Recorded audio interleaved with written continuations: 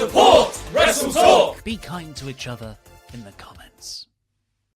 Hello and welcome to this special episode of the WrestleTalk Podcast. I am Luke Owen and I'm joined by a man who's blonder than a Playboy centerfold. It's Adam Blampied. How are you, mate? All right? Hi, Luke. Thank you for that comparison. Apt. It's good to be here. It always is good to be here. Where's Damo? I thought you had a high-profile guest lined up. We do have a very high-profile guest lined up. Peeling back the curtains somewhat, at about 10 a.m. this morning, I forwarded across. You see, because Adam and Damo are you going to throw me under the bus? Are you going to throw me under the bus, mate? I think we've agreed that this was poor communication. All right, go for it. Go for it. I'm not worried about it. Don't worry about it. Wait for it. I am waiting for it. I sent Adam a message with the link for the thing that we're using to record here, and I said, "This is for Damo." And then no, slander. Damo the link, and I said no because I asked you to do it. No. See what's happened here? I've been slandered, and you've paraphrased, and you've created an alternate timeline. What actually happened was you sent me the StreamYard link and said for Damo, which I interpreted as for the Damo interview we'll be doing later. Here is your link to follow. Here is your link.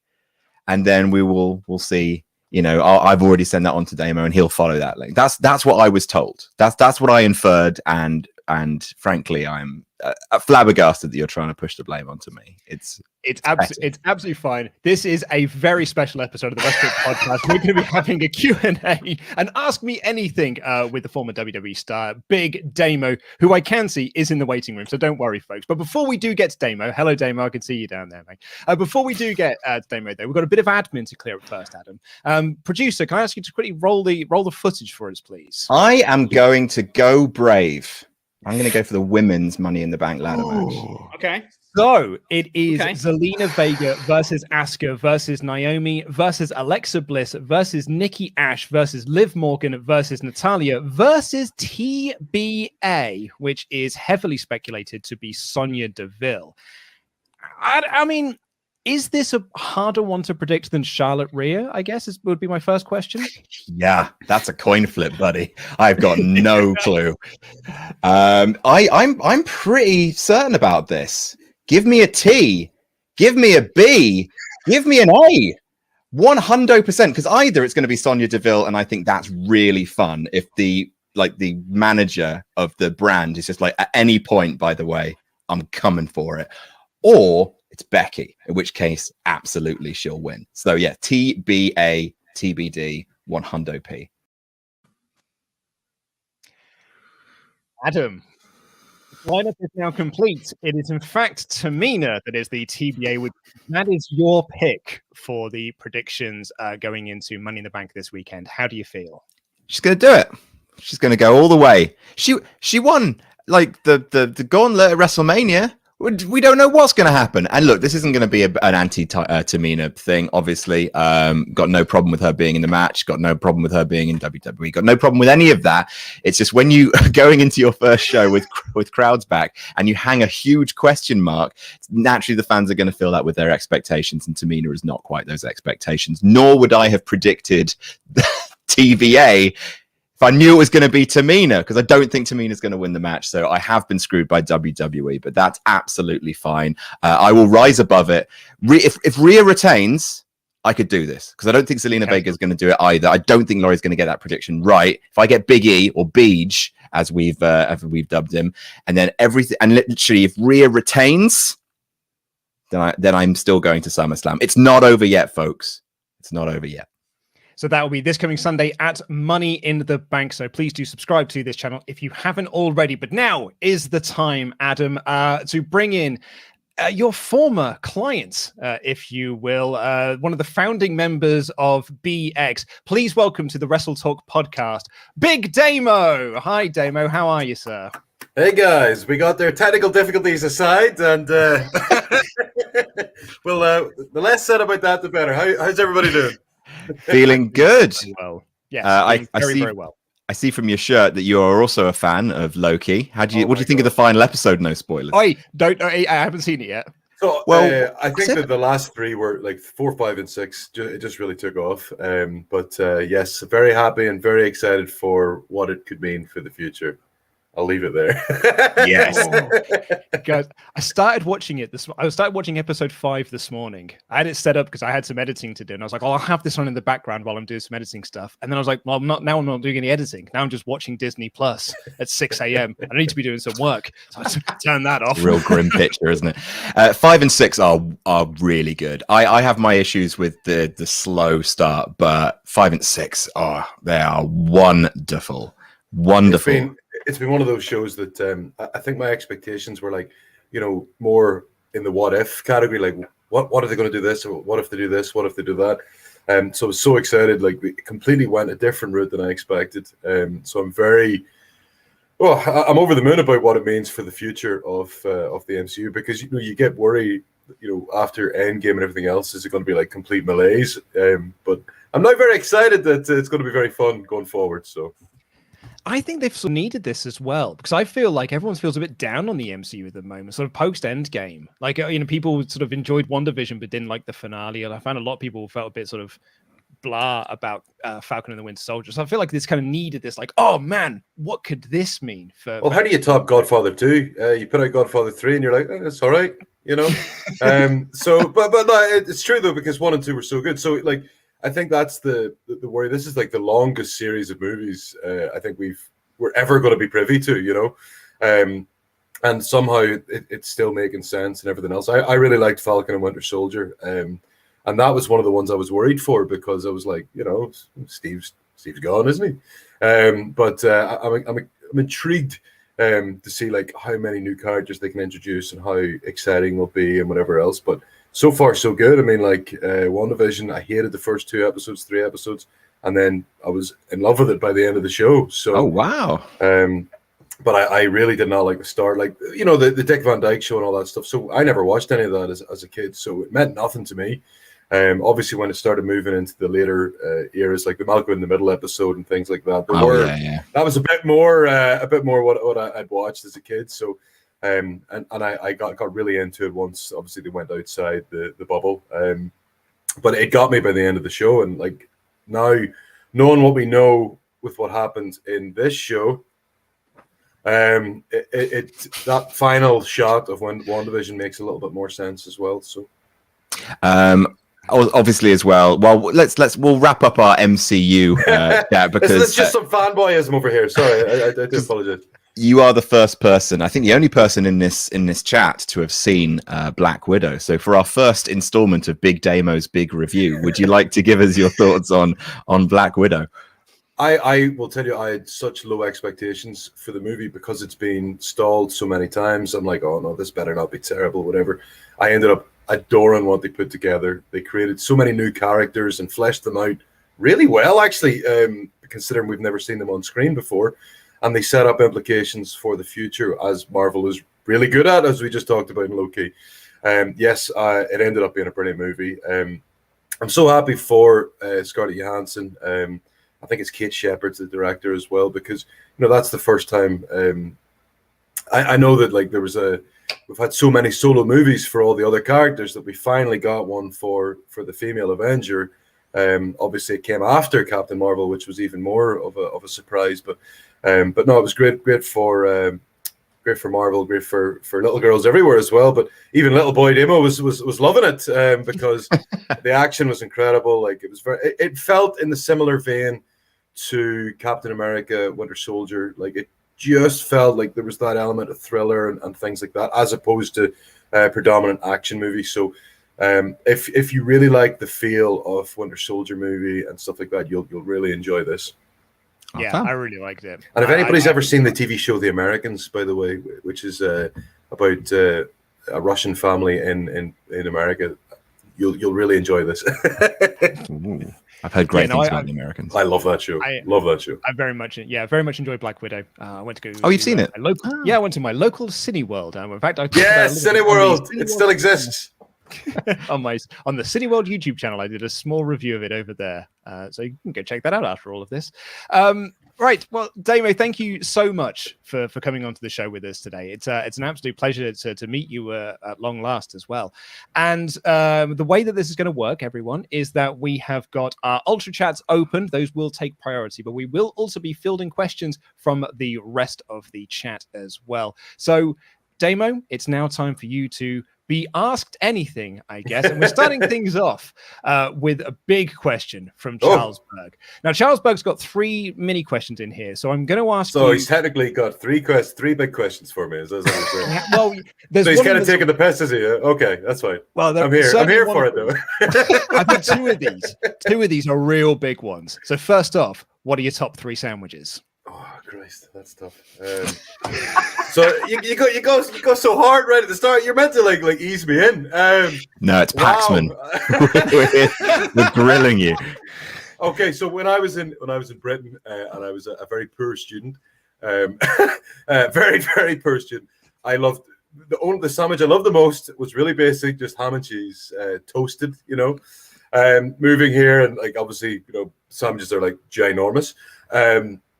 Anything with meatballs and things like that are incredible. But recently it has been smoked salmon. That's how bougie I think we're getting at 36 years old. Smoked salmon, green cheese. Yeah, check me out. I've changed.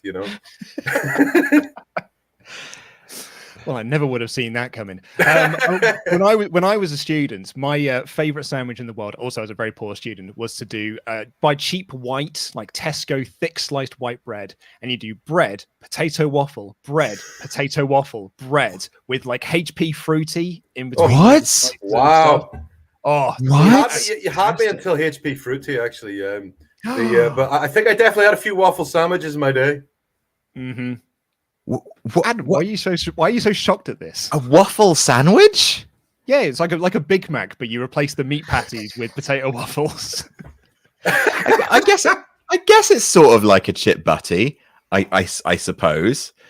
Oh man, I don't know about it's. That's so it's stodgy. a healthier chip, buddy. You wouldn't. Yeah. You won't be going to the bathroom for like weeks. You'd be so gummed up with all that stodge. Oh my god. Carbs on carbs. In fairness, you won't need to iron any of your shirts. All the starch will be right there for you. Charles, the second question is: are you a dog person, and do you have any? I am a dog person. So the reason why I don't have a dog, obviously, our schedules, at different times have been nuts. The reason I don't have a dog is I have a family dog back home, and Nikki has a family dog back home. And we'd feel like awful people if we, we'll leave those behind with our families and parents and stuff. And we'll get one over here. So obviously this overriding guilt. I have a 9-year-old Jack Russell back home, and Nikki has an 11-year-old sheepdog. So like I'm trying to border collie. So we'd feel like utter terrible people if we just said, you know what, let's get an American. And Charles's last question, and this one's a bit of a you've had your difficult ones because you've had your top 3 sandwiches. Are you a dog person? We've gone with the really big ones. His third question, a bit of an easy one. What's your lowest point as a wrestler? Okay, yeah. I actually can't answer that. That probably would have been easier than the sandwich. We want tears, Big Damo. That's what we want. 2008, the recession hit. Obviously, there was the whole thing. We went from having half-decent crowds to struggling to get 20, 30 people into a building. I was helping a promotion. I was doing my best to get work and whatever else. But that was a really tough year. And I think the lowest was I lost my job as I was working for Royal Bank of Scotland as a trying to even remember what my title technically was, customer assistant, I don't know. And things were looking bleak, but I took the money I used for my redundancy to open the school, and that it all started switching around from there. So it went from the lowest to a step above the low. So. Very nice. Mike Jensen said, as a grocery worker, I'd like to thank all the men and women who kept us entertained throughout the pandemic. I hope you guys realize how much it meant to us that we had something good to talk about. Same goes for the rest of the WrestleTalk No Rolls Barred family. So that's the question, just for a thank you from Mike. That's lovely. That's lovely. It's true, though, honestly, like, see all the people who did manage to keep us going throughout this entire... you guys were locked down a lot longer than we were. We were locked down for about 30, maybe 40 seconds, whereas you guys have had a real tough time of it. So it's impressive, like the people who managed to do all the hard work, especially all the people who took the videos of the Karen videos. So that was really impressive for us. really important. Declan said, hi lads and Damo, the first War Games in 2017 is still my favorite of the new era. When it was your first, when was it you first found out about it? And how excited were you to be involved? Also, any fun NXT house show stories? They always seem like a really fun time. Well, I've got one directly connected to the War Games one. So like we didn't find out. I think it was only like a couple of weeks beforehand that they actually announced it. I think that they were making their decisions really late. Actually, I can't remember. I don't think it was particularly long. And eventually, when we find out, we're like, panic stations, But just trying to remember, I'd say maximum 4 weeks. I don't think we would have known any longer than that. And that's which is rare because generally, things way further out. With WWE, but I don't know if they had to make decisions on copyright or anything like that. I couldn't tell you. But we filmed the 4 weeks leading up to War Games, I think, all in one. At that point, we were filming all those. We were taping all those together at the same time, and I think that was maybe. God, that maybe it was all of the September or whatever it was. So that was all filmed or whenever we did all that. And like, that's how we knew, okay, we didn't even know who the baby faces and all that stuff were until pretty much after that. And it was the crowd took to us as the babies. But that was a really crazy setup. If I remember correctly, I think I wrestled 3 times and did 2 run-ins or something on these 4 tapings. We had to film something way up on the roof at that point. Eventually, we weren't allowed to film on the roof because Muggins here. I'm so exhausted. I'm get onto the roof and slip, and I'm actually really lucky. I could have decked it and fell off the roof. But so since then, we weren't allowed on the roof. I was literally exhausted because it was just a crazy day. I had to fill in for EY. I think somebody got hurt or somebody, maybe it was Axel I filled in for, but I filled in for one of the other lads who was just carrying something really small. It wasn't like a major, but they couldn't compete. So I had to wrestle another 2 times or something. I was like, all in one day, and it was like a stressful, crazy day. And we kept doing all these run-ins and appearances and everything else. So nearly decking it on the roof was the best way to finish the day. But right before I think I maybe told you about this, Adam, already, but the night before War Games, we were on tour, having a lot of fun, and right before we were like, right, we'll all take it easy. We're not going to kill ourselves because tomorrow's War Games. We need to be really. We'll make sure we'll have a bit of fun. We'll make it more like an old school style 6-man tag. Just a bit of nonsense. The crowd, they were all loving it, having a great time. We decided to each of us grabs a person's head and run them into each other like a big 3-way noggin knocker. Ha ha ha! Everybody pops. Great fun. We've split Adam Cole open. And he gets something like 12 stitches or something. This is the night before War Games. And like at that point, there's no blood. So you're like trying your best to figure out, what the hell are we going to do? And the best part is we get him stitched up and he actually comes back into the match. I couldn't believe it. Like, because he actually felt he didn't get knocked out or anything. It was just like a literally superfluous headwind that opened up so much. It's like 12 stitches or whatever. Because he barely got touched, apparently, and he says he didn't feel anything. It's just the blood just went everywhere. So that was right, literally the day before War Games. And then on War Games, because he was stitched up so tight, no blood came out. Whereas Alexander Wolf got burst open, literally getting stippled through the cage. We had to move everything to the other ring while that was happening. So. Peter says, hey Damo, loved your work since BX. I was so excited when you signed for WWE. For life. For life. For life.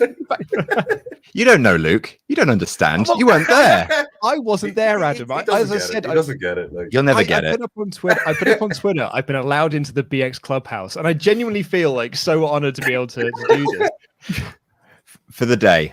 Your pass expires at midnight. Temporary pass. Yeah. We demand it back when you leave. Was it like the No Homers Club? Just Exactly. We already have one. Peter says, loved your work since BX. I was so excited when you signed for WWE. Thinking about your early days, maybe even now, what are the worst gimmicks you've come up with for a character that didn't see the light of day, or maybe even that did? Oh, Christ. So before WWE, when I first started, like I'm talking 2004, my tag team partner at the time was called Simply Perfect. Pete O'Neill, that's what he called himself. He was a technician trying to do trying to make out that he was something else. So I was like, oh, I'll play on that. I'll call myself the reflection of perfection, Damien O'Connor. And literally, I think within a week, I think Jindrak or something was doing it on TV. So like, I ended up looking even worse because I don't look like him. It looks like I'm ripping him off. And he's doing the gimmick really well. He had like went for the Lex Luger with the mirror and everything. Whereas I'm just like some twat who's called himself Reflection of Perfection, So that didn't last too long. But it seemed like a great idea at the time. Steve has just left a comment here, which Luke is like when they allowed Hornswoggle into D-Generation. He wore green. It was fine, It's just to help us switch up the merch options. It's fine. The kids love him. Peter, I know you mentioned not fixating on having 5-star matches, but I'll do it for you. That was the best ladder match in modern times, bar none. Have you ever refused to do a spot, or what's the most insane thing that was ever pitched for you to do in the ring? Oh, Christ.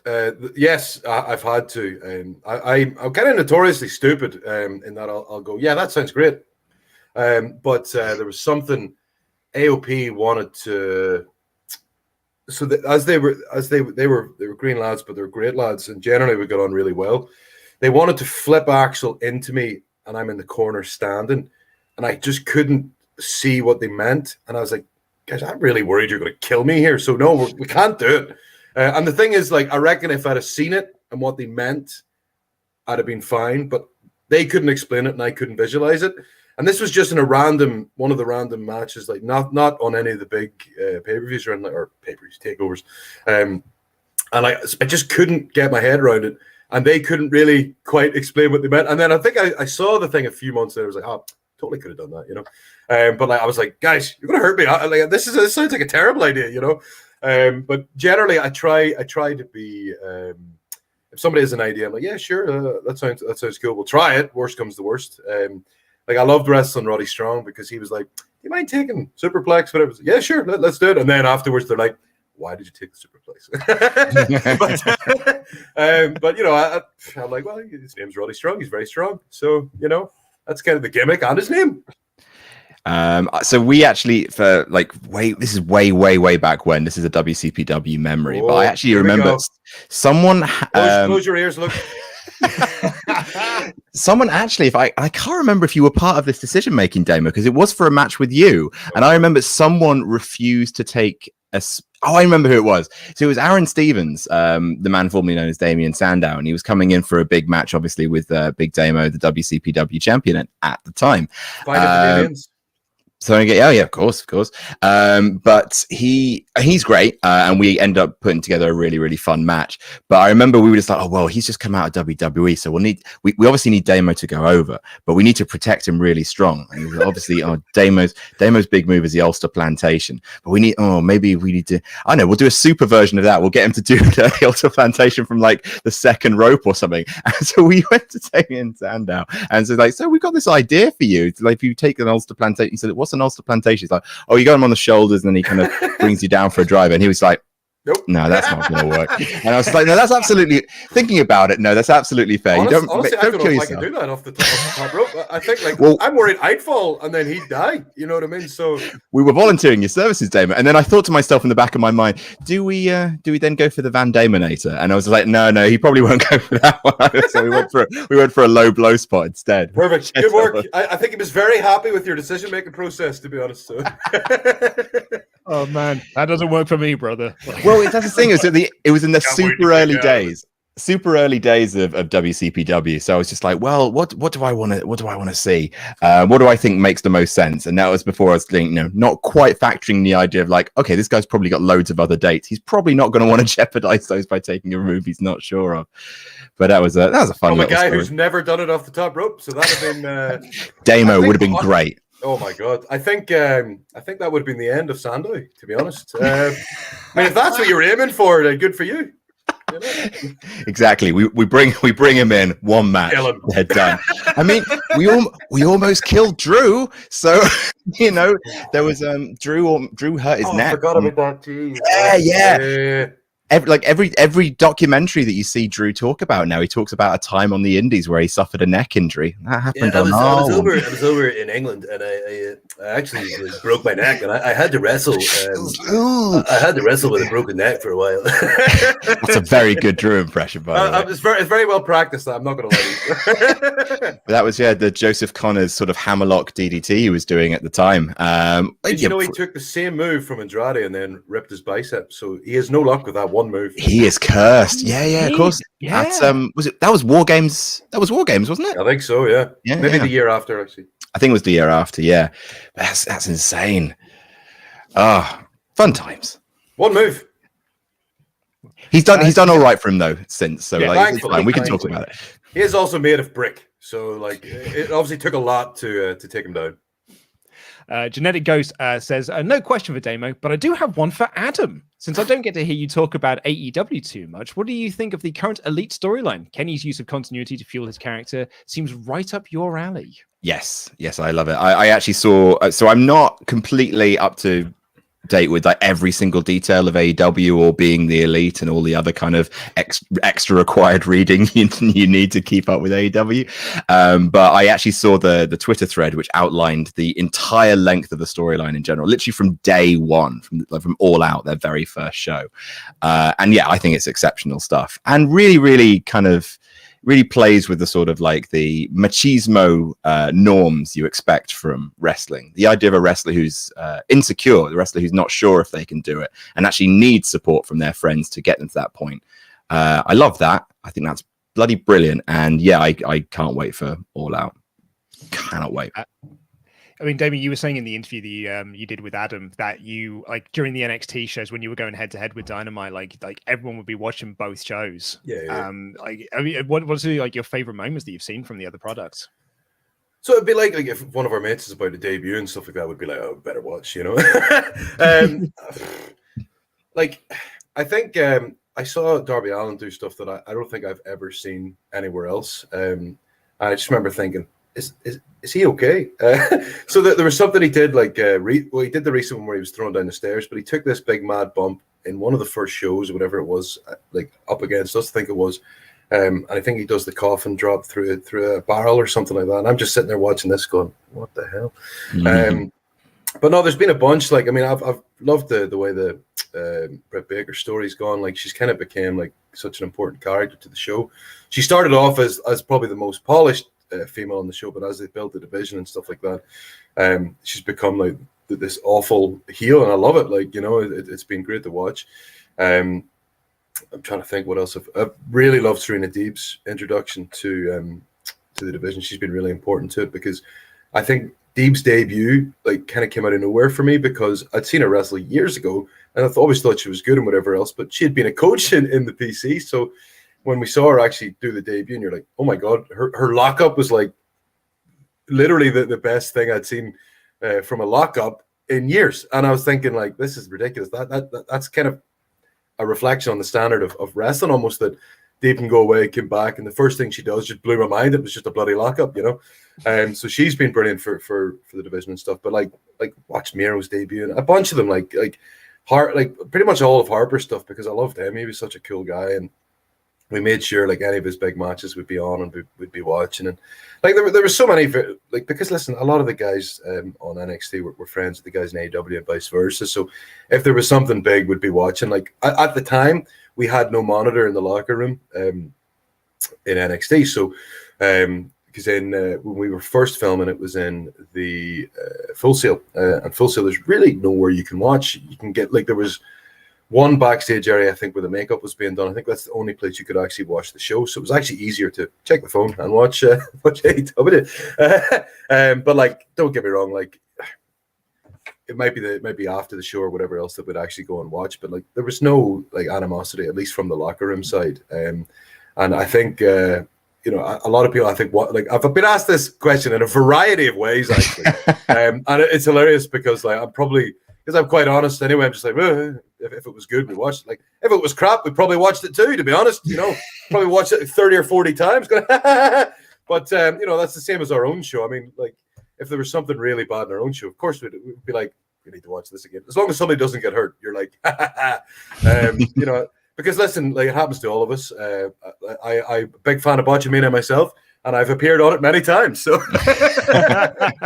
my favorite time actually being on it was EY kept screaming Damo instead of Killian, and like, he did it so much that like, I think they actually had to cut a lot of it off the broadcast. Oh, really?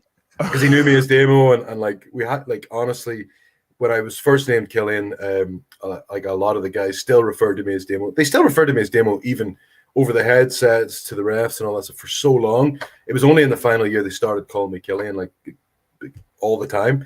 Whereas I was always Damo. And in fact, even in the last couple of months, people would still call me Damo, whatever. But EY screaming Damo at me multiple times. And then when I first teamed with Drake Maverick, he did the exact same thing, and that was on live television, so it was even worse. But it's just the habit of you know, who we are. That's why they want us to talk to each other and in work names, not shoot names. But like, even the people who come up with those concepts still called me Damo. So, you know, that's. Did you call him Drake, or did you just call him Spud? To be honest, I called him whatever came into head. I'd be like, oh. Whatever 4-letter word comes to mind. There's a lot of 4-letter words coming. No, I got used to calling him Drake actually. But yeah, I'd always known him as Spud. Always, I'd known Spud 15 years or whatever it is. So, but yeah, I got used to. I'm pretty good in the moment of remembering names and all that kind of stuff. But you know, we could be sitting backstage and somebody could be sitting beside me, and I'm like. But in the moment, I'm pretty good. So pressure's on, I'm okay, you know. But you know, I could be sitting beside somebody going, "What the fuck's his name?" You know.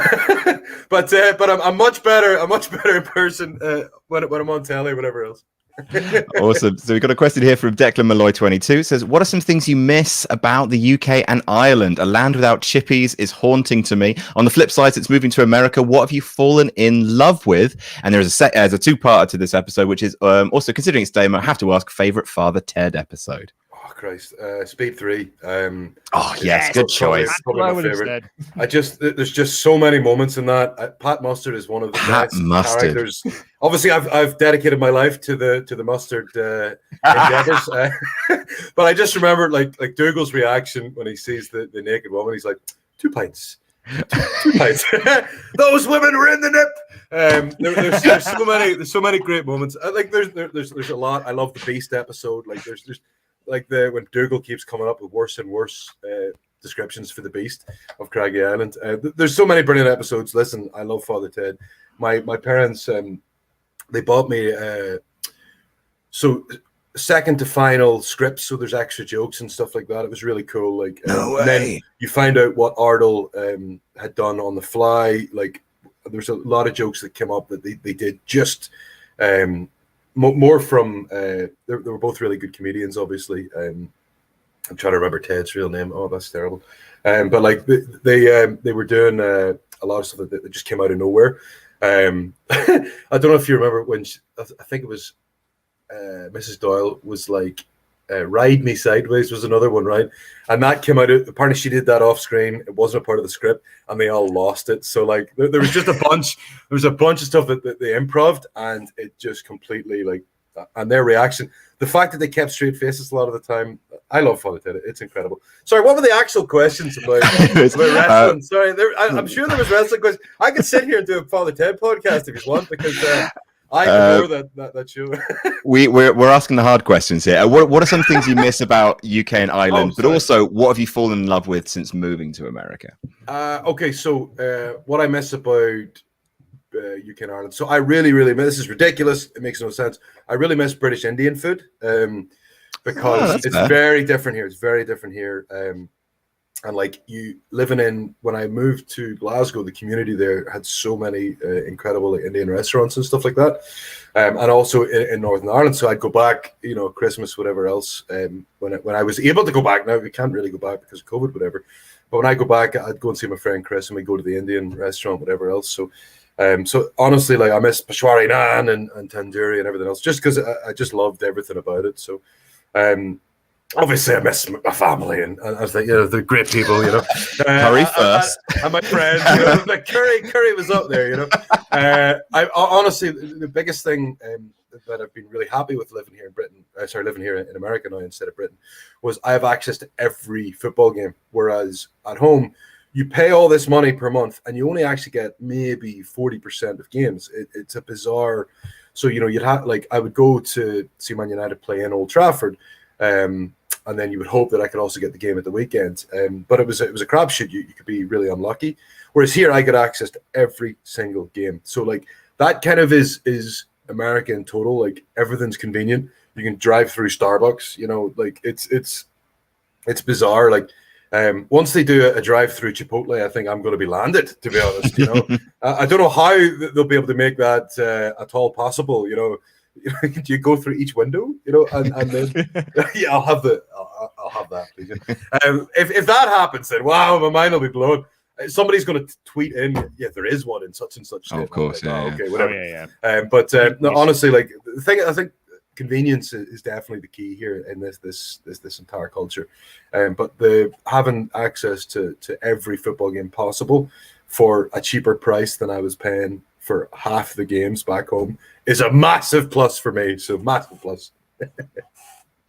HCB says, I saw Damo live in London for Impact. My favorite match of yours was the North American ladder match from TakeOver. How did that chaos get put together? Also, wasn't it odd when Sylvie got smashed round by the Hulk for 30 minutes? They're trying to troll you, Luke. That's a Loki spoiler. Thank you. Good for Sylvie. She did well to hold up to the Hulk, She did, yeah. But how did that get put together? That is a great question. So I'll tell you, we did like a G for that with the six of us, and it was Ricochet was making his debut. He does the backflip and that was the show before we went live. And the gaffers were so unhappy with how that went, and like this is one of the only times we got really criticized. And like we still to this day I still don't know what they were unhappy about. I was just going, well, I apologize for it not being what you wanted. It was exactly what we did in the walkthrough, but sorry. But the match, how did it go through? So the night before, I think everybody came in with ideas, and the most important thing was trying to marry everybody's ideas together. And it was tough because, listen, some guys have lots of ladder experience, some guys have no ladder experience. We needed to make sure Ricochet was highlighted, and that's really easy because of the type of wrestler that he is, and he has so many ideas.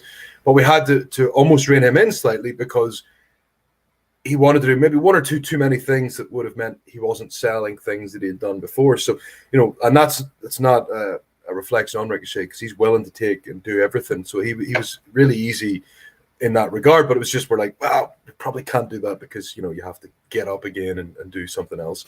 But everybody came to the table with something. I think the only one we really had to try and find things for was EC3, because EC3 is this incredible character, great talker.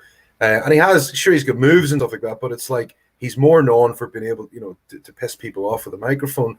So we had to try and pick little moments that he could like interact with Adam Cole here, interact with such and such here.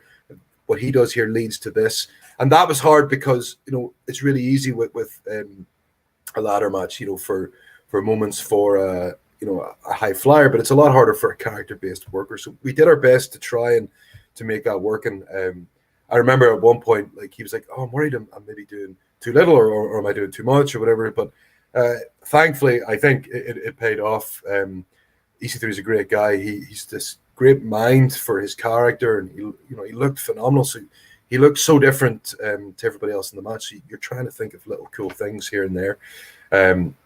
Obviously, it was a lot easier with Adam. Adam comes in and goes, "Let's try and do a super kick party. How do we get that to work?" And we tried to make it at least cool enough that when he did it, like, it was different on different people. Like, somebody's trapped in the corner with the ladder. Boom, that's an easy one. Ricochet springboards in. That's the cool one. So we know we can get to there, get in different ways. We tried not to make it as obvious, and that's the hardest part. So we'll tell you what our mentality was. So people can copy us, and it'll make wrestling better. We decided, if we're going to try to climb the ladder, we're going to try and charge up the ladder, and if people don't get there, then we're going to try and fiddle with the top.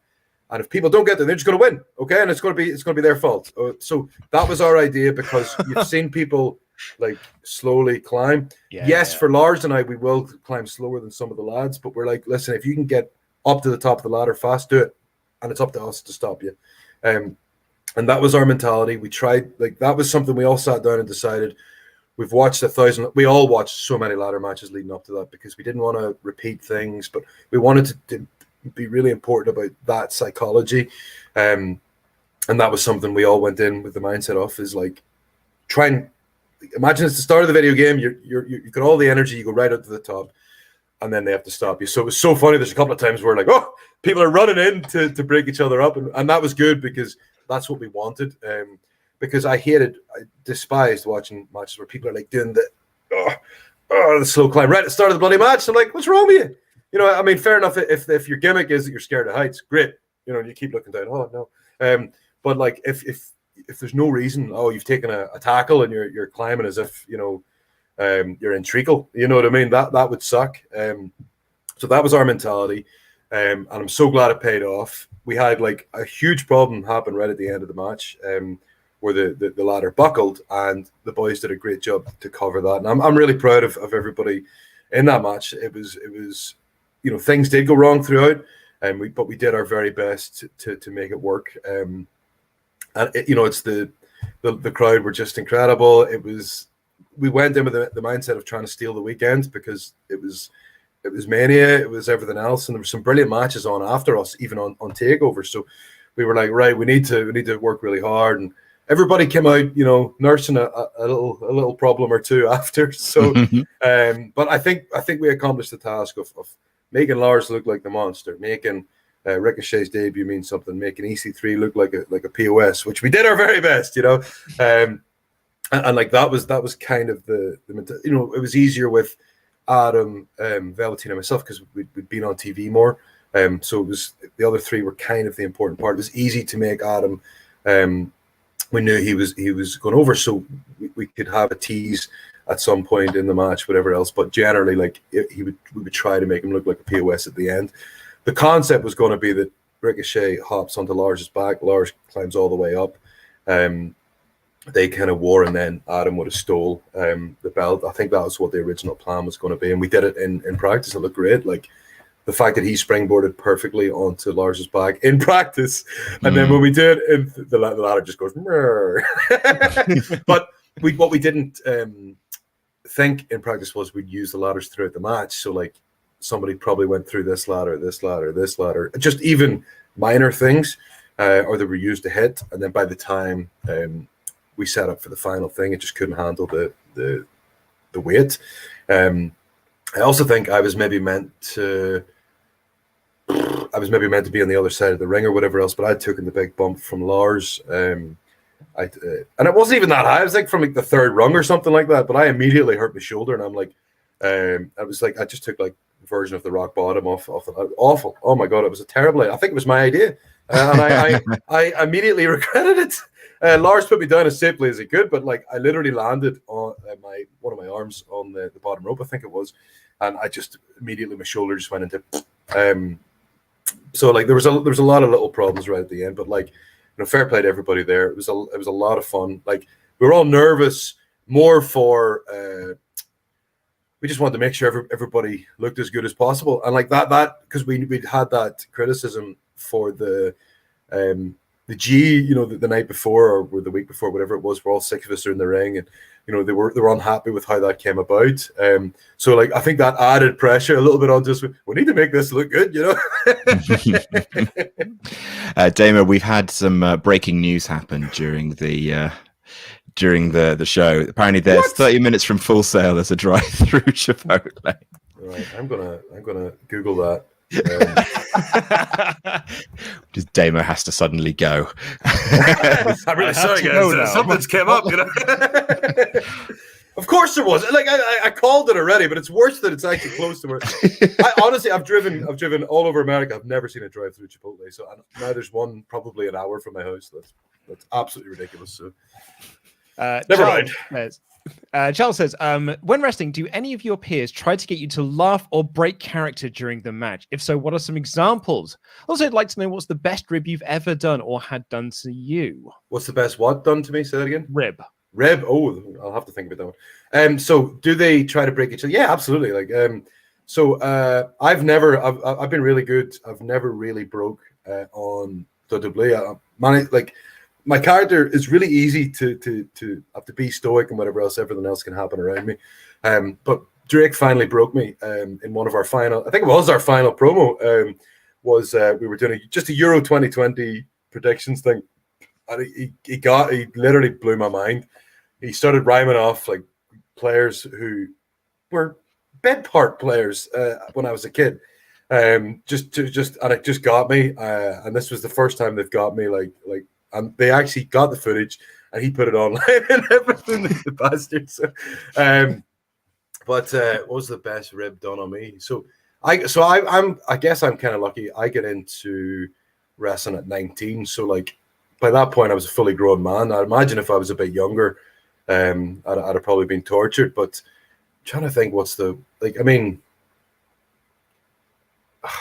I'll have to come back to that one because I'll maybe do this one on a. I'll put something on Twitter later, whatever else. But I've been very blessed, shall we say, because I was a fully grown man when I started wrestling, so I was already bigger than most of the lads in the industry. When I started, so not many people try. I think somebody tried to shave me. There's a good one actually. So a wrestling friend of mine, I put hair removal cream on one of his eyebrows, and he got me back a few weeks later. I was very, very inebriated, shall we say, and he cut the front of my hair, but nothing at the back. Oh no! I just had this mad chunk here, but I deserved it because like I put the cream there, and it took him a long time to grow this back, and I felt terrible. Because like it just went because the hair removal cream it completely gone. So as much as my hair that he cut, I could just shave it all off, which I did. And he had this. Oh, it took a long time for him to get that back. So thanks, Chris. You're a good lad. But that was probably the worst thing I could think of, and that started by me and entirely my fault. Is that what happened to you, Luke? Just yeah, all the time. People just keep cutting off the front of my hair. It grows back so quickly. We have to get to it literally every day. Yeah. It's ridiculous at this point. You'd think I'd learn. So the intangible one, Cliffbeard, says, because it's somewhat of a hot topic as of late, as a wrestler, how do you feel when you see wild and completely false rumors about you? Do you find it funny how ridiculous some of them can be, or is it something you find very annoying? I think because I'm quite a boring person, it's quite difficult for them to get like a really good rumor about me. I think that the whole thing over the last 2 years, like you weren't sure what was what, you know what I mean? So it was. I think when I read something though on the internet, like which is like Killian said this or whatever, and I'm like, no, I didn't. But no, I think I'm very lucky. Like my. I don't really do anything. I don't really go anywhere. The rumors might be. Damo said this about soccer player. Yeah, probably. Yeah, that's probably true. But like, don't get me wrong. Like when I read something for one of my friends or wherever else, and I know that it's not true, you're like, you want to say something, and you're like, that's awful.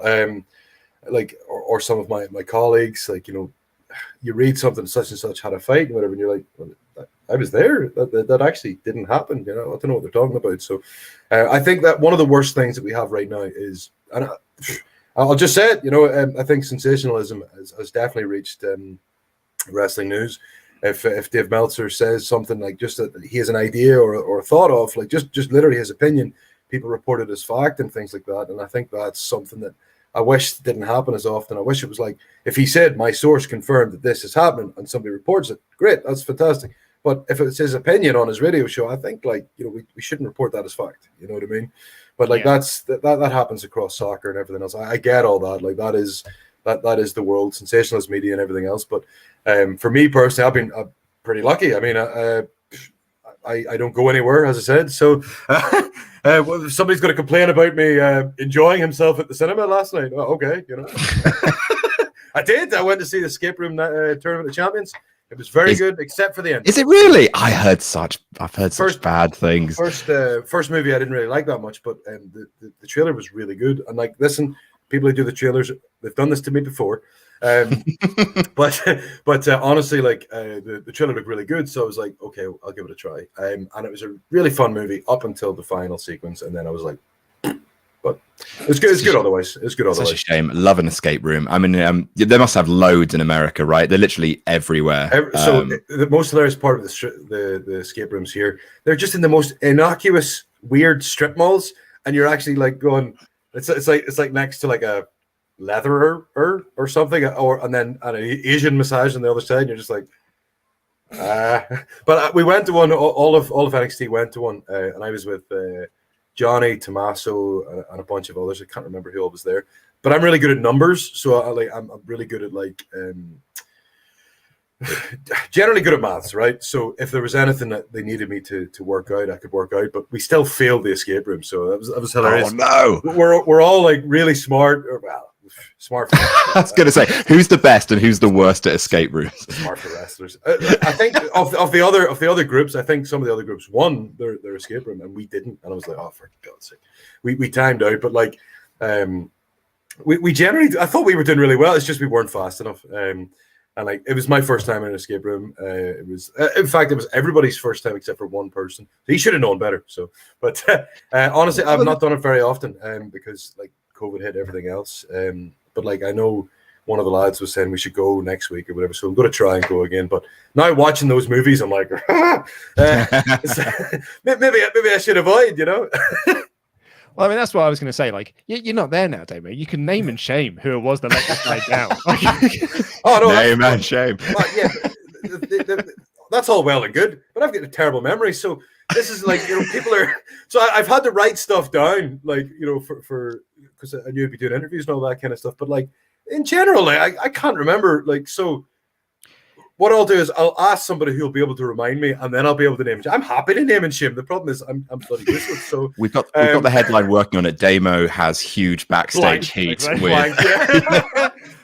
There's no point having backstage heat. I'm not even there anymore. So, you know, but no, honestly, like there was somebody who'd done it before. I can't even remember who it was. And once I remember who it is, I'll tell you. I promise. So I'm more than happy to shame people in these regards. So. Awesome. Dan says, "Hey, Big Damo, in your opinion, who's the best Irish wrestler of all time, other than yourself, of course?" Of course, jeez. Well, probably Fit Finlay. That, like, how do you like Fit Finlay? I never realized. So I've been training with him up until I got the HEFO. I was training with Finlay 2 or 3 times a week, and it was one of the most eye-opening experiences of my life because, like, he is laughably better than all of us, and we couldn't believe it, really. Like, because I always knew he was brilliant. I always knew because he's been my hero since I was like 12 or whatever, you know. But I genuinely think that nobody is even 50% as good as Fit Finlay. And it would be laughable for me to say anybody else is a better Irish wrestler. Yes, Finn is great, and Becky's incredible. Getting her, you know, what she's done this last 5 years. Sheamus was the standard bearer for wrestling, but like none of them are anywhere near as good as Fit Finlay in ring. That's just the truth.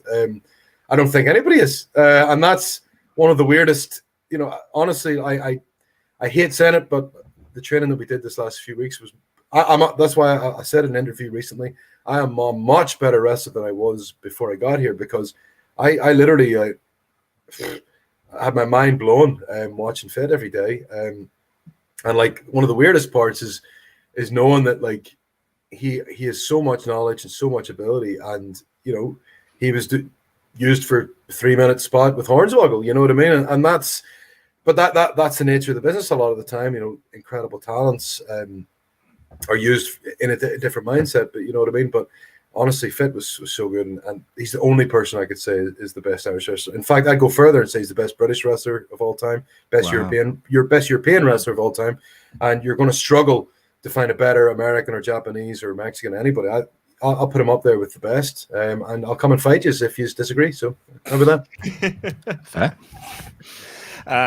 One of Keyboard Warrior Damo, like that's the new title. Yeah, I'll go and start arguing with people online. That seems to be the thing to do now. So new love it.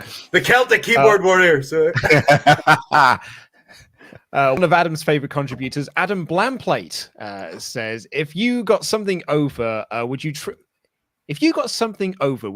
it badly and let it fall into disrepair and prioritize a spoon?"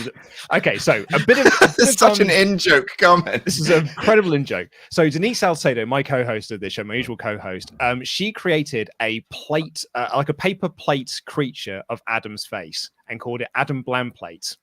And it got massively over. And then she created one for me that was my face, but on a fork. Was it a fork? It's a spoon. Yeah, as a spoon, because I was then Spluke.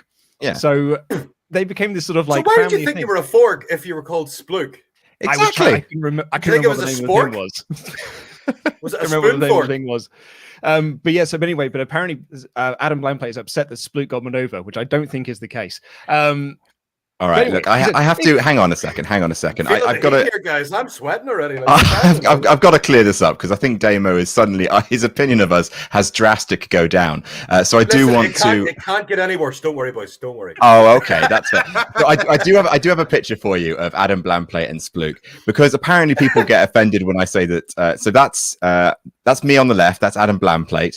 That's Denise in the middle, if you couldn't tell. And then, that's who that was. I thought that was you, Adam. And on the right is her holding what Luke insists is a spoon, but actually looks like a giant sperm, which is why I think the SP comes from. So that is Blampied and Spluke. That's important for you to know, Luke Dame. actually does look like Luke. It does. He does. I'm actually really impressed, and good for her. I can see why he got so over. You know. I mean, Adam was only upset at the plate because it looks like Butters from South Park. And that's Oh, hamburgers. Oh, jeez. But yes, no, I hate that plate. On to proper questions. Brett says, Sanity in NXT is one of my favorite factions. Seeing you with Eric Young and then with Drake Maverick was amazing. That takeover match was spectacular. What are some of your favorite memories with Sanity? Also, you excited for Slammiversary this weekend? Well, I know Eric's not. I don't think he's cleared to wrestle just yet. So, but I'm looking forward. I know there's going to be a bunch of lads and whatever else on, so I'll have to give it a look. But my favorite memory from Sanity, there's so many, right? Obviously, I told the story about where I fell up on the roof. It was actually a great day. Like, I just nearly died, you know. But like, I think like the Orlando takeover, where we opened the weekend for WrestleMania and everything, it was actually the first time I think we teamed as a 4-on-4 that like on TV or takeover, and the energy was just incredible. And the crowd at that point, like the crowd was just immense. Like, I mean, they were so happy to see me, for Christ's sake. There was definitely something wrong with them, you know.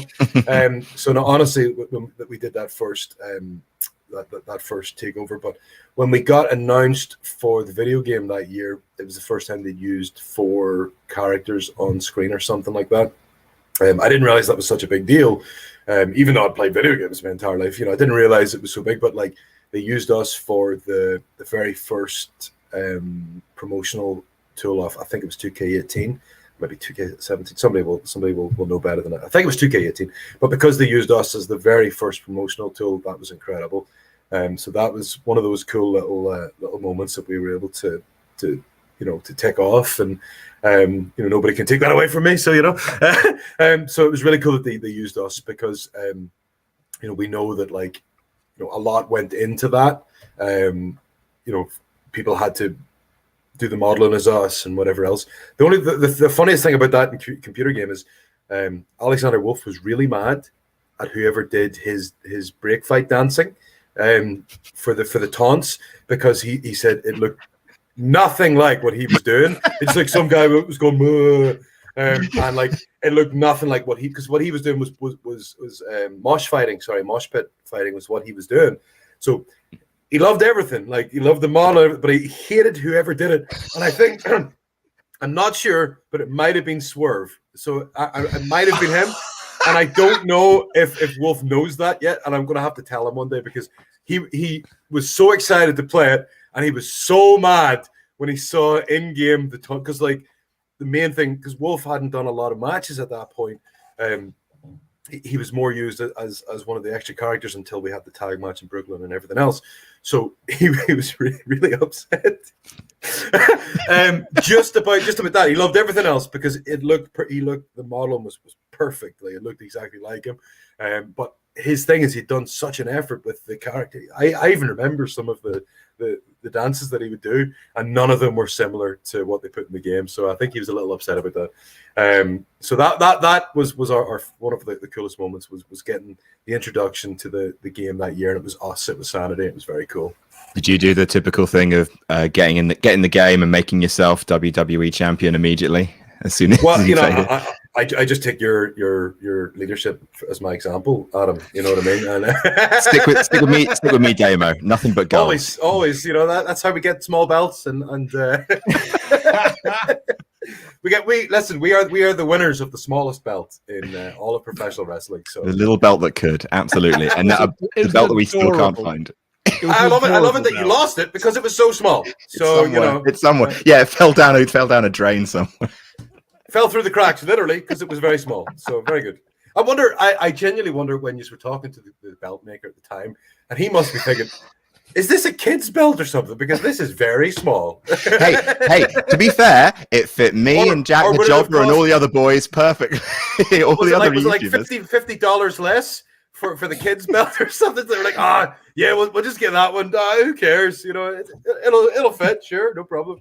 They look like bloody Yokozuna. I loved it. So they just thought, oh god, it's a bunch of YouTubers want to do wrestling. We'll give them the kids' belt. the junior title, yeah. Yeah, exactly. And then when you gave Connors the real belt, and it's fucking massive, the real one. So it's like really big. So it's just our way of doing like Lord of the Rings kind of like special effects on scale. Yeah, listen, that's a long-term bit. Like the whole Hagrid thing made sense. Thanks, Joe Hendry. So you tried to make me Hagrid for the rest of time with WCPW. You know what I mean? So I appreciate it. Robbie Coltrane was tall, but they made him look. Oh my gosh. Mayor Paintsville Dan says, hi guys, hope you guys are well. So here's a question for Damo. Imagine this, March 2022, 16 competitors, one price, you and Wolf in the finals of 16 karat gold. Thoughts on working with him and potentially working in Germany soon? Honestly, so Wolf and I had 1 minute and 50 seconds in our NXT match. So we would love to do anything. 3 minutes would have been fantastic. So, if we can get anything more than that in Germany, that would be incredible. No, out of all seriousness, I would love to wrestle Wolf. And who knows, I wrestled for WXW and a bunch of other German companies, actually, before WWE. So who knows? But wrestling Axel and with a bit of time would be incredible. I'm really excited for Wolf's future. I'll call Axel Tischer. Really excited for Axel Tischer's future because he is an incredible talent, and I think people haven't really got a chance to see it yet. So he's in a great position in that, yes, he was on TV for on and off for 5 years, but people didn't really get to see how good he is yet.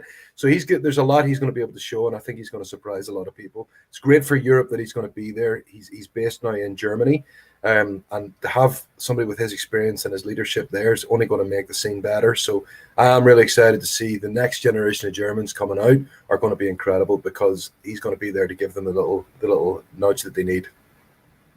Matthew McFadden said, Damo, from one non-English Man United fan to another, how did you feel about when Luke Shaw scored for England in the final? I was absolutely elated for him. I don't mind admitting that I was hoping England would win the Euro 2020. That's the first time in my life I've ever supported England. I'm not gonna lie to you. No, listen, it obviously worked, didn't it? You know, but honestly, I've hated, because the English media like just goes so far, like from the small publications to the respected publications. Everybody is such a dick about English sports. Yeah. Like I remember the heat Andy Murray would get if he wasn't exciting enough in a press conference, you know, and this so he ended up being the most boring, banal person by the end of his career because he kept getting picked apart. And I just think, like, I get it. Like I talked about sensationalism in the media earlier, but football, you know, got it like tenfold, you know. But living here, it's a lot different because, you know, we get the sensationalist media isn't as bad, you know. It is for, you know, their sports and their crap, you know what I mean. But for football, it's quite neutral. Oh, gotcha, you know? yeah. Right, I was going to say. Yeah, oh, no, yeah. no, There's some sensationalist media in the States. It here, wasn't it? So, but it was particularly bad for a whole thing last year. But you know, in regards to soccer, it's not as bad. So. Me as a Man United fan, I was able to actually like look forward to watching Luke Shaw, Harry Maguire, Marcus Rashford, and now Jadon Sancho, who we've just bought. So it was really cool to be able to support them without, you know, wanting to, you know, all my skin to fall off. You know, that's how it would be back home. You know, and it was interesting because Luke Shaw got the goal. He had got so much criticism from Jose Mourinho in the media a few years ago. He was like almost the forgotten man of football. Like he was largely disrespected.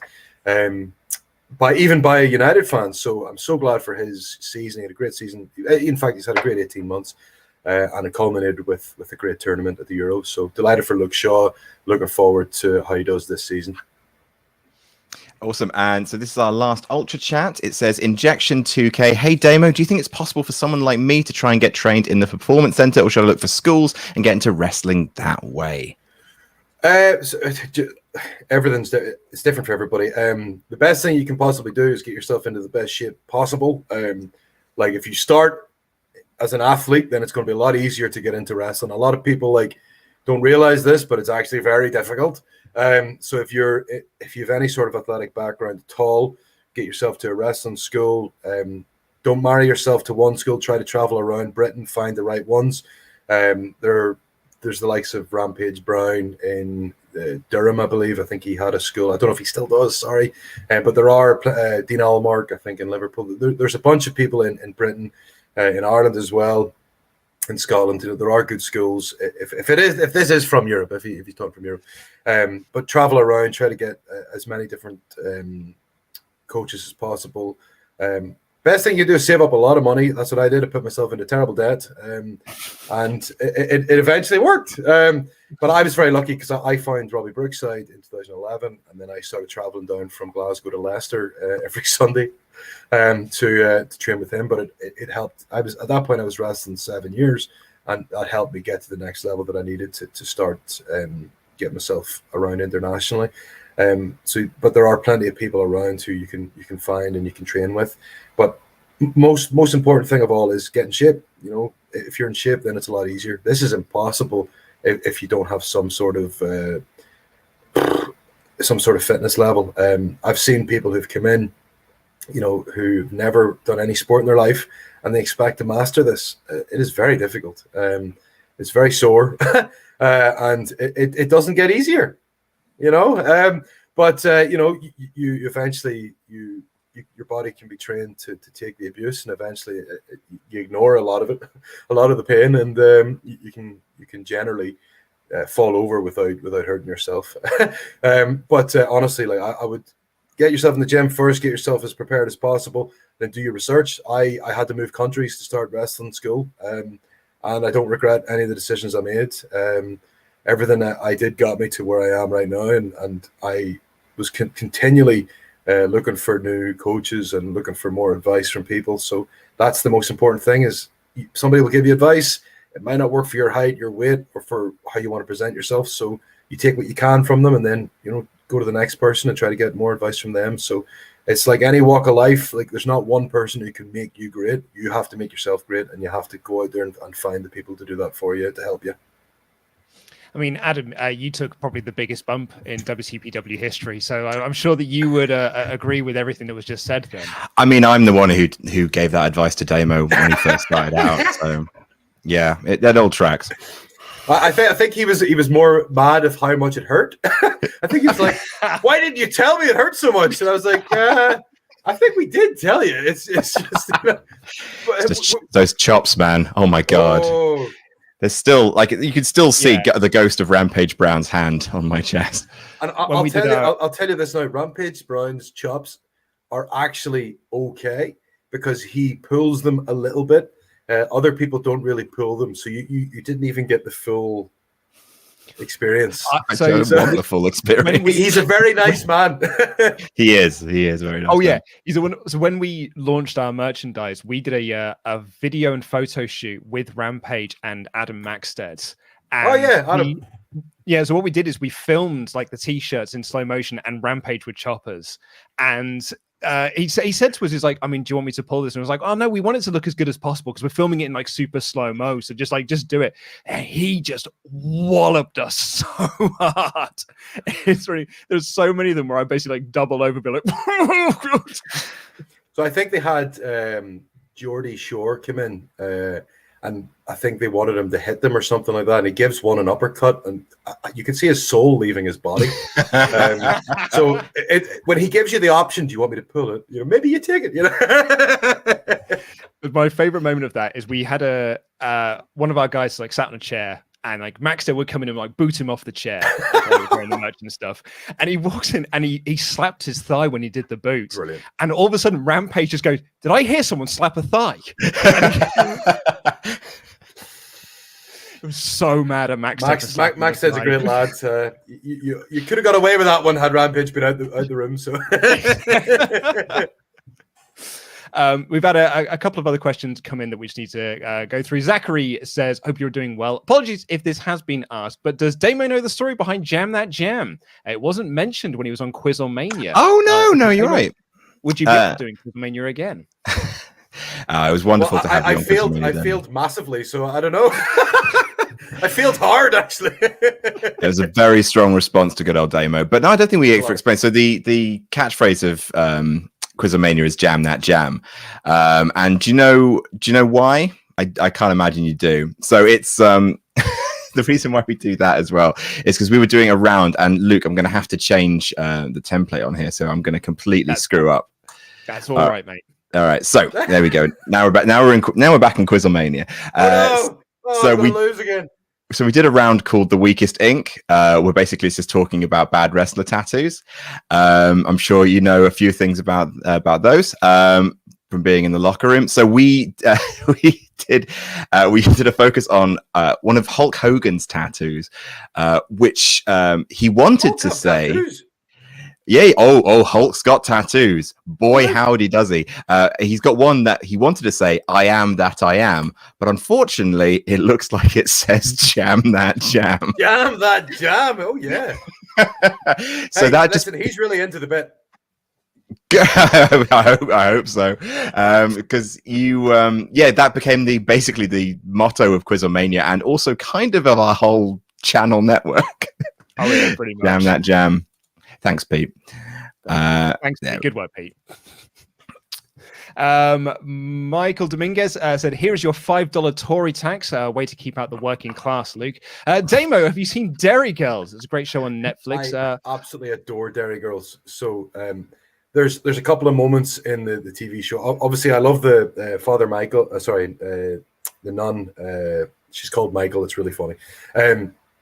I love Derry Girls because it really reminds me of aspects of my own childhood. There's an episode where they take kids from Ukraine or something like that, whereas my family brought kids from Belarus over for the summer as a way to to try and improve their quality of life and stuff like that. So there were so many little things that they did and they covered that were exactly like my life, except that they were all girls, obviously. Not that there's much difference, to be honest, because we're all just as crazy. But so it was very like the female version of the In-Betweeners. And my friend, one of my best friends, Chris, not the same guy who I did the the eyebrow too. Chris is a very popular name, but my best friend Chris Goodfellow and I, he would message me when In-Betweeners was on. He was like, "Oh, it's like some of the stuff that we did." I was like, "Yeah, brilliant." And then Derry Girls comes out, and it's literally exactly what we did, because it's Northern Ireland. It was the same time period. It's set in late 80s, early 90s, and there's the whole thing about the president coming and stuff. That honestly, when the American president came to Ireland, like literally all that excitement and stuff like that happened. We were 11 at the time and stuff like that. So the girls are a little older. They're meant to be 15, 16, but we were literally like around that age group. So it is so incredible. Even like there's an episode where they go cross community, where Protestants and Catholics from different schools meet up. We did all that. Like that's all the stuff that they covered was stuff that we did as kids, and it is so even the music. Oh Christ, the music and everything. So it's mind blowing for my perspective is watching a lot of that back. It's done in a different city to me, but like all the same things happened, and like it's hilarious, and the humor is so good. So yeah, I'm a big Derry Girls fan. I'm looking forward to the next season. Michael also adds, when I taught world history, I wasn't supposed to, but I did teach Irish history, and from an Irish point of view, kids really connected to it. When I was young, we weren't allowed to learn Irish history, and now that's changed. So thanks, England. I was going to say, yeah, that's not a common thing to teach the history from the Irish perspective. Yeah, all I remember is us going over and it was fine, wasn't that? Like we were invited, There was put out the welcome mat for us. I seem to remember. I don't understand. I was going to say the only thing I've ever really like all of my sort of exposure to it is that my mum's from an Irish Catholic background and my dad's a Protestant. So all I would like every. That's why you live in England. If it was on the news, on the news for morning, all I would wake up to is me mum and dad arguing about who was right and who was wrong. Probably everybody was wrong, shall we say. Dylan Haggett says, "Hey Damo, if you wrestled Albert/A Train in a shave your back match, who would win?" Oh God, hopefully him, so I could shave me back. That's a good question. So I think must have been really funny for him when I came in, because he actually used to like shave his arms and stuff, shave his legs, but leave his back. Whereas I was like, nah, everything's hairy. So like it must have like I don't know if there was a part of him that's going, that was a really good idea on his part, or else he was maybe disgusted by me. So I'm not really sure, because he was actually like a well-groomed hairy back guy, and he had really dark hair as well, so his probably looked worse than it was. But it's so funny, like when I did sort of meeting Albert, whatever else, and like I think he's fully shaved now, so he doesn't even have a hairy back anymore. So there you go. And lastly, from Joe Nero West, who said, one of my favorite matches in NXT was Nikki Cross versus Asuka in the last woman standing match. At the time, they were my favorite two in the division. My question is, what's your favorite Nikki Cross match in any promotion? I mean, that's definitely up there. I actually think they should have went. They should have made that a takeover match. Like the fact that was on TV and not takeover blew my mind, because the girls they did a great job. They really did. And like that was the first last woman standing match. And I know they tried to market one after that being the first, and it wasn't. So that's definitely up there. I really enjoyed the story of her and Shayna, because like she was the only one who could kind of get inside Shayna's head and stuff like that. Yeah. They had a lot of fun towards the end. Like she almost was happy that she dies. The smile in the smile, creepy. Yeah, when she's just in so the creepy. Kirifuda Yeah. So did Nikki's character, really did. She had a really cool match with Bayley. Yep, that was what I was going to say. I'm not sure. I don't think it was the pay-per-view match. It was after the pay-per-view. It was like they wrestled on SmackDown, and like the pay-per-view match was fine, but they had a really good match on TV like a couple of weeks later, and they just flowed really well. So yeah, there's a bunch of them. I'm trying to remember from the Indies. She had like this crazy weapons match with Alpha Female for Pro Wrestling Eve. That was a lot of fun. She had a great match with Hikaru Shida in Japan. That was for Ice Ribbon, I think. She'll probably beat me up if I don't get it right. That was really good. She won't beat me up, obviously. She's a lovely woman and would never hurt a fly. But there was another one she did. She worked for Stardom, and her and Io had a really good match. Io Shirai. So that's probably my overall favorite. But undoubtedly, it was definitely the Asuka match, because that was incredible. I'm just going to wrap things up here because we have got some other chats, some other questions that came in. We haven't got time to go through all of the questions. I'm very sorry. We can do quick fires. Let's go. Well, I mean, okay, so Nate S said, who is Big Damo's favorite superhero? You can't say Nikki Ash. Favorite superhero, I will go with. God, this might be quick hits, Damo. You.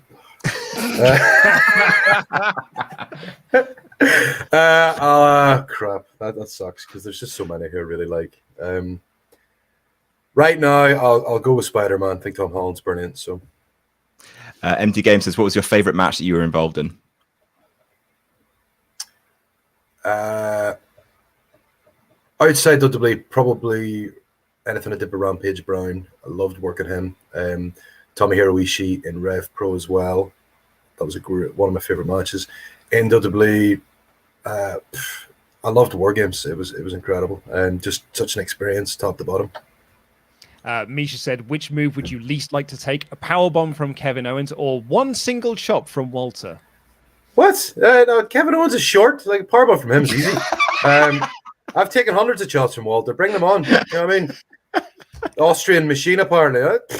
Doesn't hurt me. It does hurt. It does hurt. I'm only joking. Yeah, it does hurt. We had a live punishment thing at a live show that we did, which Walter was booked for. And I suggested to the guy who's promoting, I was like, oh, we'll do Walter can chop us on stage. And the promoter was like, I cannot get that kind of insurance. Like, you will. The worst chop I've ever had was from Johnny Moss, right? Gosh. I wrestled him in ICW, and honest to crap, right? He's one of my heroes. I've loved him for a long time. He beat the shit out of me, and it was awesome. Like, honestly, like, because we needed like a big opponent for me. It was the ICW champ, whatever else, and Johnny brought it. Like, he was incredible. And this is Johnny, who was laughably underrated wrestler. I think he's amazing. And Johnny, his chops, he just caught you perfectly. The noise was brilliant, and afterwards you were going. Well, honestly, his were worse than Walter's. So, speaking of ICW, this might be a good point to end on. But Gazman656 says, "What was it like to win the ICW World Heavyweight Championship in Belfast?" That was incredible. It was one of the best experiences of my life because, on the independents, there's great days and there's bad days. You're chasing promoters for money one week, and then you have a great match against a talent who can elevate you the next. And Belfast was really interesting. The crowd was great. I had all my family there. The only problem was my poor gran. Rest in peace. She was there and she saw Davey Blaze get his dick out, so that sucked. But other than that, it was a great experience. Everybody loved it. I had lots of friends there who I went to college with, people I went to school with were there. It was about a mile from where I was actually born, so everything about it was a really cool experience. We did a kind of cool finish and things like that. Everybody was up for the finish. It was cool. It was a great experience. Like, honestly, I don't think they ever did another show in Belfast again. It was crazy just the way it worked out. So I was really lucky to capture fire that one night. So. Well, Damo, thank you so much for coming onto the podcast today. Thank you so much for taking everyone's question. And thank you, everyone, for submitting your questions as well. What do you got planned for the rest of the day? So I'm Twitch streaming later on today. I've got I'm trying to see if I want to do it on a regular basis. So I've done it a few days this week as a test, and I've actually been enjoying it. So I'll be doing that later on today, and then tonight I think we actually have a massage therapist coming in today, which is fantastic. One of the things that we got really into this last 3 years is looking after ourselves physically, which is something we never did before that. So I highly recommend it to anybody who's in the wrestling business to start looking after yourself as early as possible. I only started looking after myself when I hurt myself at that ladder match in 2018. I wish I'd started it before then, but the guy I've been working with solid for the last 3 years has done a great job, and I've never felt better, to be honest. So I'm actually really lucky. I guess we chose the right time. So we'll be doing that today. So streaming, and then the massage, and then tonight's open actually. So whatever you haven't now, get round here. We'll get around here. Bring over the Peshwari naan. We'll have a laugh. No, Nikki she's flying out tomorrow, so I imagine we'll do something tonight. We're watching The Bay on BritBox at the minute, so that's the show we're watching at the minute. So it's like a cop drama set in Morecambe. It came highly recommended from Robbie Brookside, who got us into Line of Duty and a bunch of other British shows. So the one that we're on right now is the Bay, and it's heavy. It's heavy stuff, but it's good. It is very good. Got a few people requesting, what is your Twitch handle? Damo Mackle, twitch.tv/Damo Mackle. Literally, I use it for everything for Twitter, Instagram. You can follow me on Twitch. I'm playing FIFA today, and it'll be Tech End tomorrow. I'll actually be playing against some of my followers tomorrow, so it'll be terrible because I haven't played Tech End in 3 years, so I'm probably going to get destroyed. I would love to say I'm an avid video gamer. I was an avid video gamer. I haven't been for a while. When I was on SmackDown, we played a lot. So one of the coolest parts about SmackDown was we would have, all of us would bring PlayStations on tour. At one point, I think Woods took a photo. There's like 8 PlayStations, all of us set up in a room in London, in that venue that the boys were talking. I think it was Wembley Stadium. We're in this tiny room, and it's really warm because everybody's playing. I think I was playing Spider-Man at the time. It was a really cool game. But we were all playing we all played Tekken together. We played UFC together and stuff like that. My favorite things I learned from Shelton Benjamin, how to get better at the game, and got to the point where we would have to play about 40 or 50 times in a day. He'd get so mad at me if I beat him. So so I'll be playing Tekken again for the first time in a long time tomorrow. I'm not looking forward to it. I'm going to get destroyed by everybody. But yeah, I've been playing FIFA, a little Zero to Hero, playing as an individual player, trying to make him better. So that's what we've been doing at the minute. But over the next few weeks, we'll be doing a bunch of different things, including we'll be doing a watch along for the Man United games, which is going to be awful because that's me at my very worst. And everybody thinks, oh, you're quite calm, quite an affable fella, but like football is where all my aggression comes out on. So we're going to be live streaming the watch. That's a terrible idea. I don't know why you're doing that, but. That's what we'll be doing very shortly, and we'll be taking requests for games and stuff like that as well. So Twitch is something that like I never really I only did it with a group of others. Brendan Williams, who plays Mace on Raw, has been streaming for a long time, and I would do things with him, like we would play games or watch alongs or whatever else, or we do a podcast. We're doing a podcast this Saturday actually. But this is my first dipping my toe into Twitch, and I've been having a lot of fun so far.